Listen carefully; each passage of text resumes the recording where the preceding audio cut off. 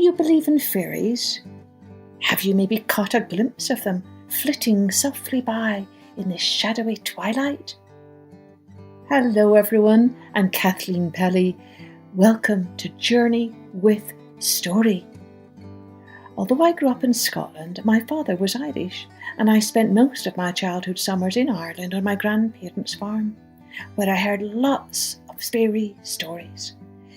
It's actually hard to be Irish and not believe in fairies, or as they call them in Ireland, the little people, or the Tuatha De Danann. Since this month of March is when we celebrate St. Patrick and the Irish people, who of course love to tell stories about the fairies and the little people, I'm going to share with you now 2 fairy poems and 1 elf poem.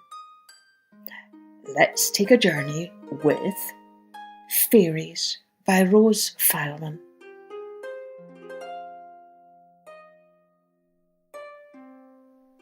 There are fairies at the bottom of our garden. It's not so very far away. You pass the gardener's shed and you just keep straight ahead. I do so hope they've really come to stay.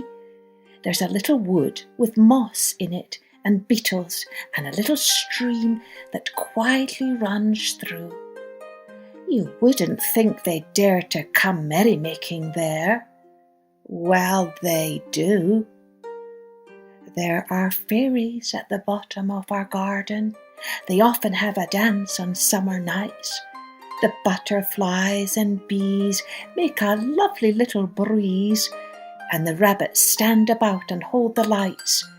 Did you know that they could sit upon the moonbeams and pick a little star to make a fan and dance away up there in the middle of the air? Well, they can. There are fairies at the bottom of our garden. You cannot think how beautiful they are. They all stand up and sing when the fairy queen and king come gently floating down upon their car. The king is very proud and very handsome. The queen, now you can guess who that could be. She's a little girl all day, but at night she steals away. Well, it's me.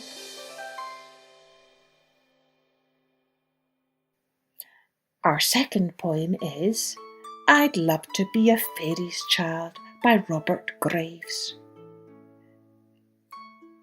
Children born of fairy stock never need for shirt or frock, never want for food or fire, always get their heart's desire. Jingle pockets full of gold, marry when they're 7 years old. Every fairy child may keep 2 strong ponies and 10 sheep. All have houses, each his own, built of brick or granite stone. They live on cherries, they run wild. I'd love to be a fairy's child.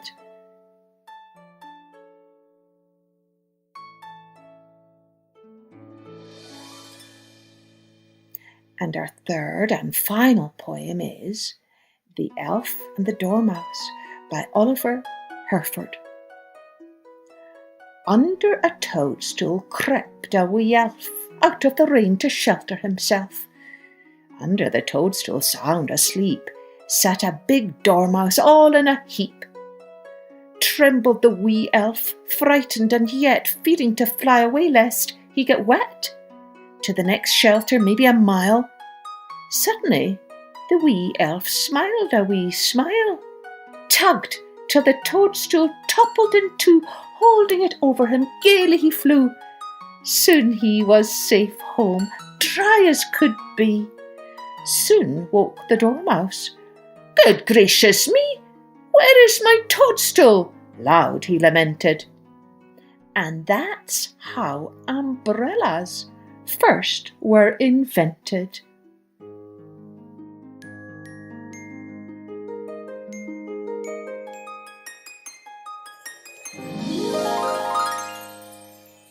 I wonder, which one of these poems did you like best?